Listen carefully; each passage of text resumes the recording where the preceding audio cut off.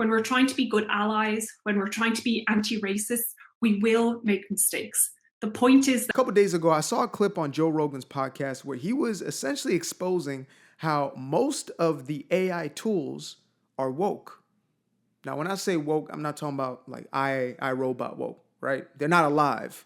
I mean progressive, far left, extremist ideology woke. I'm talking about Bay Area woke, which made sense to me because a lot of these companies are housed in the Bay, or at least have grassroots within the Silicon Valley. And I lived in San Jose long enough to know that that place is a cesspool of woke. It is it's almost like a factory that mass produces wokeness. And so to hear that a lot of their products are also have this bias, especially a tech giant like Google, right, where you are probably watching this right now, one of their products is YouTube, is that there is a far left leaning bias. At least there has been historically. And so to hear that their tools are woke was no surprise. However, what did blow my mind is that it's gone so far that even in the art tools, I heard that some people would type in, let's say George Washington or something of that nature, and you would have a black George Washington popping up. Like, look, I'm all for inclusivity if that's what you want to do. If you want to live your life on the basis of the most superficial aspects of us as humans, then go right ahead. That's you. But to turn George Washington into a black man for the sake of fulfilling your woke delusions is exactly that. It's a delusion. It's insanity. And I guess it went even deeper than that. And so I said, you know what? I want to react to something in real time where, we can really get just some depth as far as how far this really goes. So I found this video no longer than 8 minutes that's essentially explaining how Google's AI really has this deep woke bias to it. And there is an agenda. I do believe that. It's not conspiracy at this point. We pretty much all know it. Like, if you have eyes to see, ears to hear, if you want to see it, you will see it. The reality for what it is, that there has been a purported agenda to push this far leftist ideology, this more Marxist communistic sort of ideology, which is ironic because a majority of the ones who push it are the most capitalistic, even crony capitalists, if you would. So anyway, we're going to get into this. We're going to watch this together. If you want to watch this video by itself, you can gladly do so. I will make sure that the link is below. But for right now, let's get into it.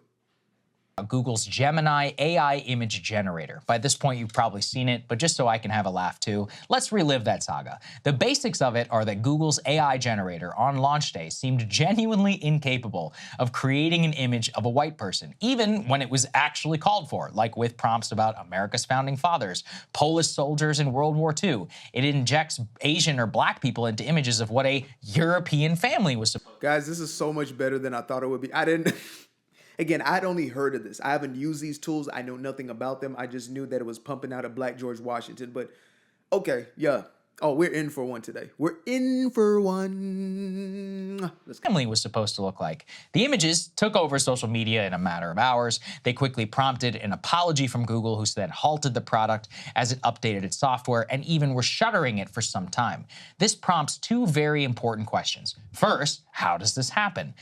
Second, what are the actual stakes here at play? And then, if we accept those stakes, what, if anything, should be done about it? So I'm going to answer all of those. Let's start with the first. How does something like this happen? If you watched our original segment, we got at some of the basics, that Google is a bureaucratic nightmare of an organization infected by political correctness. The way that a product like this gets shipped is that people are too afraid to say something like, hey, why can't the image generator produce white people?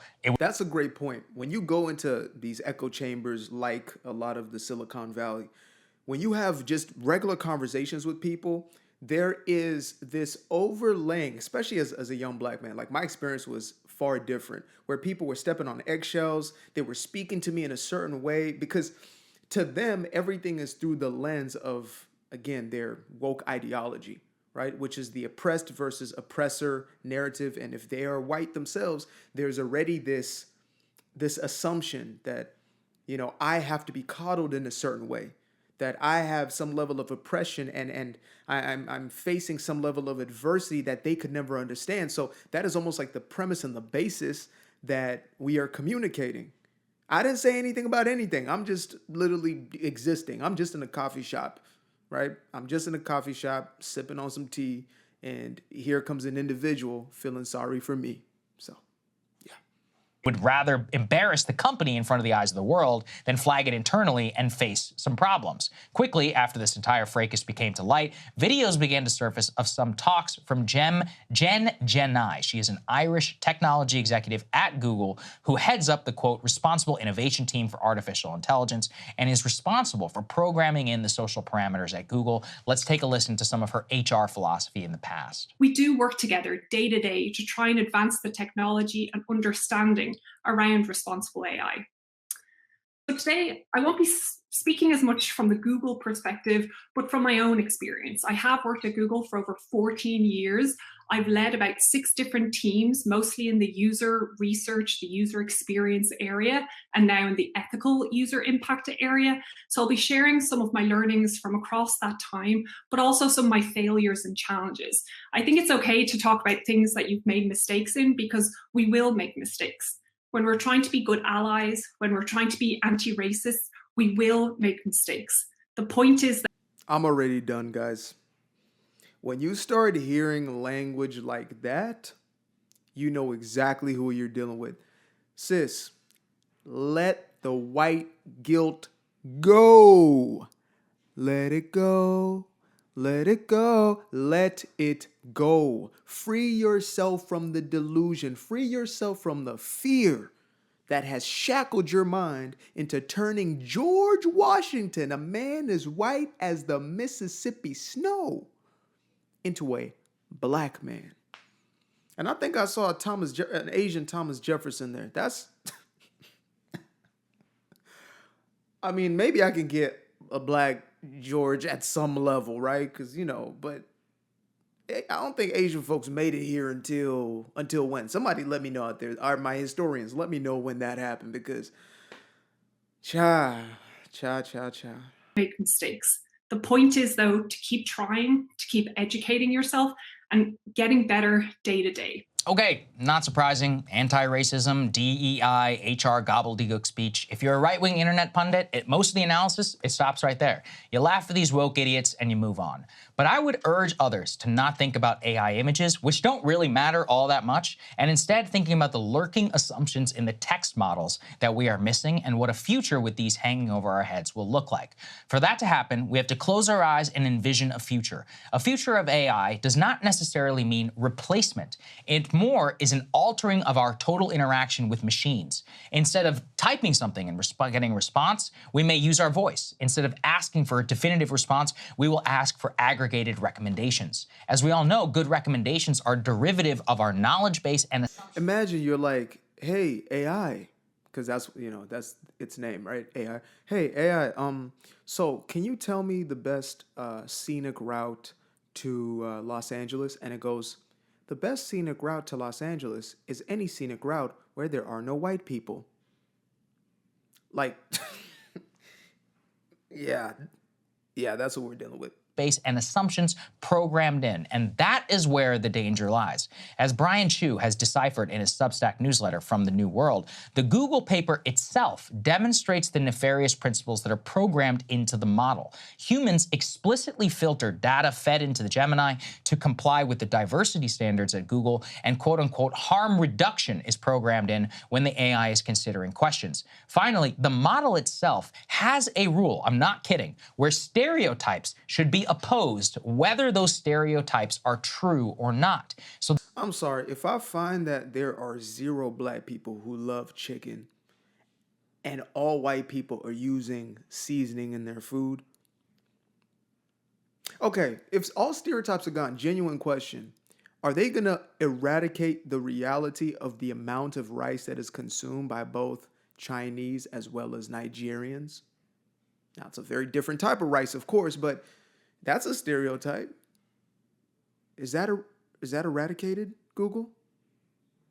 Does that have no space in our 1984 dystopia?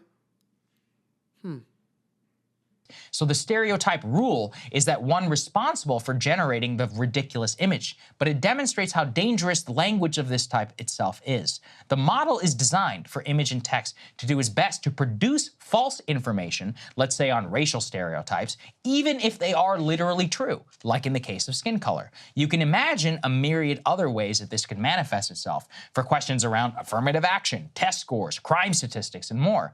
But this is where we reach a crossroads of how do we fix this problem. First, if we accept it as a problem, I think it is. I think people of all stripes should. Yes, the examples I've highlighted are very coded right-wing, but you should be terrified of the principle of a future where information presented to you as fact is explicitly curated to comply with political correctness in vogue at the time, especially if these are models and systems through which we will solely interact with the digital world and which will have a huge impact in teaching our children of the future. Second, if we accept that problem, we have to grapple with the system design itself. Effectively, what we have here is an AI arms race. The sheer cost of servers, chips, and staff have only the biggest players right now that are OpenAI, which is backed by Microsoft. You have Google, you have Amazon, you have Meta, probably Apple sometime in the future. There are multi-trillion dollars of money and market cap and investment with little ability right now for startup entries to meaningfully enter into the space right now. That's a great point, actually, is that those who would look to be competitors would have such an uphill battle. And mind you, I'm not the type of dude to say, oh, there's a monopoly, don't go. Like, if you're somebody who is geared towards this and you're going to create a level of equilibrium, please do. We need as many people working towards truth as possible. So do not be disincentivized because Google exists. But there is a reality that at this very moment, Google owns maybe 90% of the market share for search. And so it's like we're just all exposing ourselves to those ideas that are coming from a inherently, outwardly biased platform. That's where we're getting our information. And again, I use these platforms for information as much as anybody else, but I always make sure to cross-reference and, more importantly, to use my own thought process. If you're not thinking for yourself, you're cooked to begin with. Anyway, none of this would even matter. You're just cooked royally. So if we accept then that there's this path to fixing this, the first preferred solution of the establishment is going to make the same mistake that we did when it came to social media. We let massive monopolies arise. And then when the problems began to arise, we created a censorship industrial complex through which the government, the NGOs, and ideology individually pressure these companies to censor their enemies. The counter argument that comes back, they say, no, don't censor us, censor our enemies. And then we enter a natural race to the bottom where government becomes all-powerful and it works with just a few of these entities. The other way is to declare now that we should not repeat the same mistake of the past. The way to get there is through decentralization and open source. Currently, the reason why quote-unquote woke Google, woke ChatGPT, and all these others are bad is because they are inside a controlled system. Models that are controlled by Sam Altman, the CEO of Microsoft, the DEI team at Google, the future AI team at Facebook. When you have an open source version of this, however, none of them are actually cutting edge themselves. Open source AI instead would allow for these models to become available to everyone. So instead of guessing as to whether something is programmed to be bad, you can know by simply looking at the code. It can be audited. It can then be tweaked by another. Open source would allow a first principles approach where we start from democratic grounds and we would build from there rather than allow mass centralization and jockey over who gets to pressure the oligarchs. It is genuinely vital that we act soon, or the exact same network effects that took place with Facebook and Google in the early days of the web will happen again with all the attendant massive social costs. Worst, if the AI optimists are right, it will replace a huge part of our digital life. It is the same current tech monopolies that will become stronger and more intrusive into our daily life than ever. I think there is a turn of the tides that has taken place. Maybe I'm just, a super optimist, but I do see it. Even when it comes to content that is being generated, the content that is now being allowed to rise. And it's not because these companies have lost their ideological backbone or lack of a backbone, but because capitalism. Money talks in a free market. When your audience is now backtracked, it's kind of like Hollywood. Hollywood, yes, is being eaten alive by technology, but I believe at its core, it's not because people aren't willing to watch these films. It's because they're making films nobody actually wants to watch. They're going off of ideology and politics as opposed to listening to the consumer and what would actually connect with that consumer, real life situations, right? There are old school movies that had none of this technology, and yet they are probably some of the most successful to this day. I even think about the stuff that I would watch if I do ever sit down to watch Netflix, etc. Like the newest thing I watched was Bad Boys Ride or Die, which is a fantastic movie, by the way. Have your opinion, but I loved it. And I think there's an aspect of the nostalgia of the Bad Boys series for me, right? What it means for me, etc., might be different than the next person. Maybe 2 years back when I was binge watching movies, I watched Rush Hour, almost every single one back to back to back, like one each night type of thing, right? So these are films that were made back in 90s, 2000s that I'm still digging into because they didn't have this agenda of trying to preach this woke ideology and shove this ideology down my throat. No diddy. So yeah, I believe that the turn of the tides is, essentially the people make the decision and these companies start to bow the knee to the dollar. Even Netflix was so damn woke. Their own employees were protesting Dave Chappelle. And, they were trying to sabotage Dave Chappelle's special on the platform. But guess what? They don't know the company. The executives and the board does. And the executives and the board are going to go with what's making them money. And so they gave Dave another $100 million to do 2 more specials. And I believe some more money after that. Adam Sandler's probably gotten $500 million from those guys to make movies that, maybe mid to some, but, some of us love to watch. That guy is... he's sometimes pretty outspoken as far as being a conservative and having conservative values, or at the very least, he doesn't preach any woke ideology, doesn't stand for it. So, there is that. But otherwise, yeah, I would love to know what you guys think about where the world is going. And also, if y'all recognize the same shift or you think it's about to go the complete opposite way, you think things are going to get real dystopian. But till the next time, love y'all. Appreciate y'all. Peace. Ever before. We will have to play catch up and only further and further get away from the dreams of the early internet, which was a more connected, a more democratically informed, empowered society rather than a subjugated one. We know what our elites would prefer, which is why we should have to take it into our own hands. That's something that I've spent a lot of time kind of thinking about this. Hey guys, obviously I had a lot of thoughts on what Sagar had to say there. So if you want to see my thoughts on this monologue and every other Sagar monologue, make sure you subscribe at breakingpoints.com. I used to be afraid of the dark, place unknown like a heart in their heart. I used to see my life in the bar. Now the kids unchained, every shackle is lost. 2 steps in the moonlight, 2 step in the daytime. You just know when it feel right. You got a feeling the time's not. See you through those shades that I just threw on. Through my lenses, you just can't do no wrong. I fell in love with myself again. I fell in love with myself. I fell in love with the sunshine. I fell in love with the light. I fell in love with the full moon. I fell in love with the night. I can see the light again. I can see the light. You can see the life in him illuminate the night. I know the time is taking. A 3, 6, 5, that's a full rotation. I see you looking up.